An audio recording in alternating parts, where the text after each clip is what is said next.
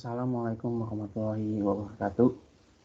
Di sini saya Rifki Muhammad Taufa dengan NIM 2003 0053 dari kelas AK 01. Di sini saya ingin mempresentasikan tentang fluktuasi dan bisnis.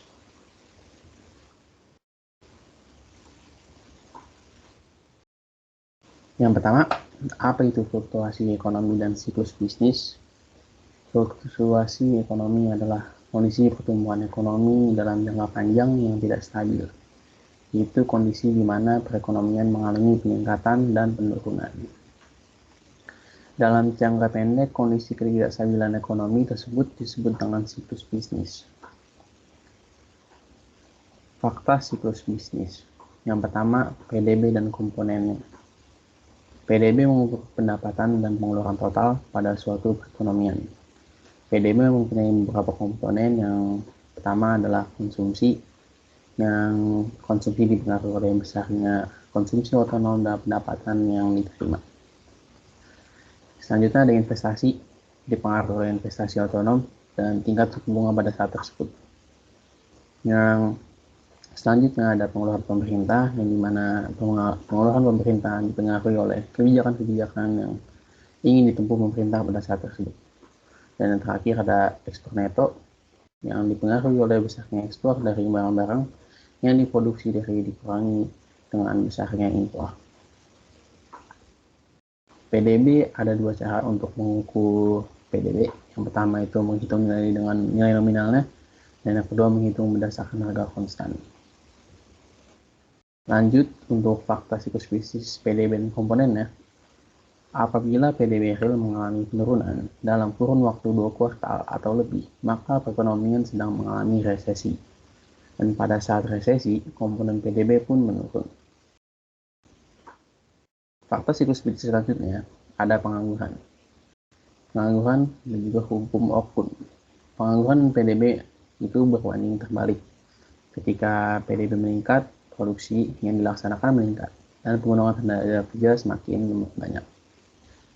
Menurut hukum Okun yang ditemukan oleh Arthur Okun, di mana menunjukkan hubungan negatif antara PDB dan pengangguran yang disebabkan oleh ketika perekonomian berada dalam kondisi resesi dan pekerjaan sulit untuk diperoleh.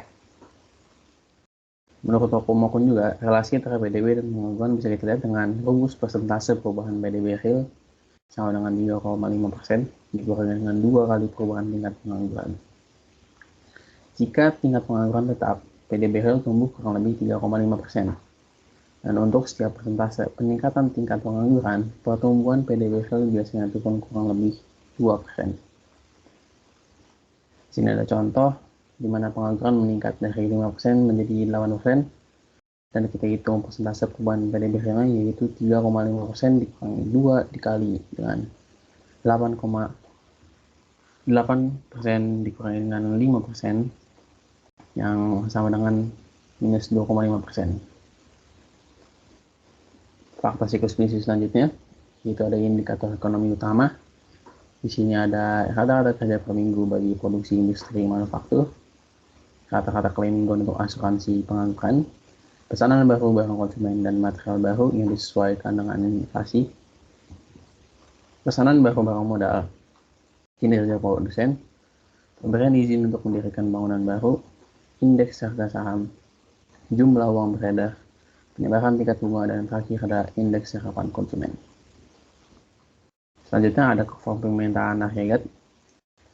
Kita bahas tentang siklus bisnis lagi, di mana siklus bisnis adalah fluktuasi ekonomi pada total output nasional pendapatan dan ketenagakerjaan berlangsung selama periode 2 hingga 10 tahun yang ditandai oleh kontraksi atau ekspansi dan tersebar luas pada kebanyakan sektor ekonomi. Teori siklus bisnis. Dalam teori siklus bisnis itu terbagi menjadi 2 teori. Yang pertama exogenous, yang dimana siklus bisnis disebabkan oleh faktor-faktor yang tidak dapat dikendalikan seperti peperangan, revolusi, pemilihan presiden, harga minyak, dan lain-lain.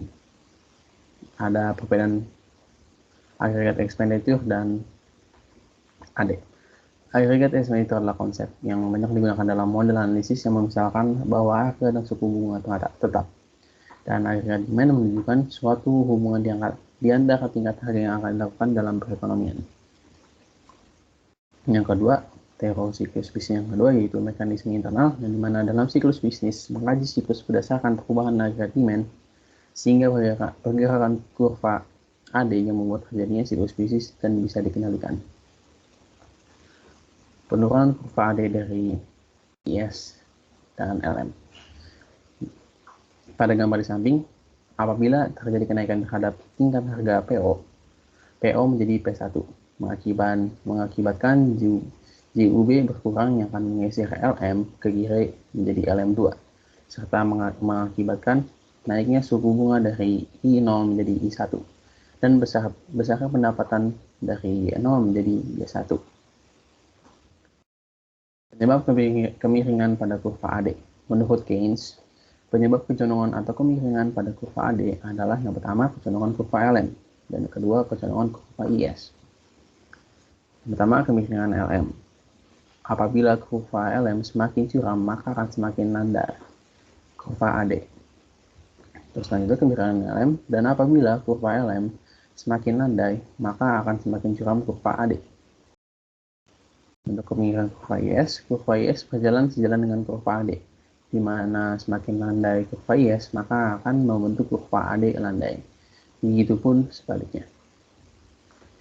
Mekanisme internal, siklus bisnis disebabkan oleh perubahan permintaan agregat, di mana di sini ada 4, yaitu pengeluaran konsumsi atau C, yang kedua pengeluaran investasi I, dan yang ketiga pengeluaran pemerintah G, dan yang terakhir perdagangan luar negeri atau net export.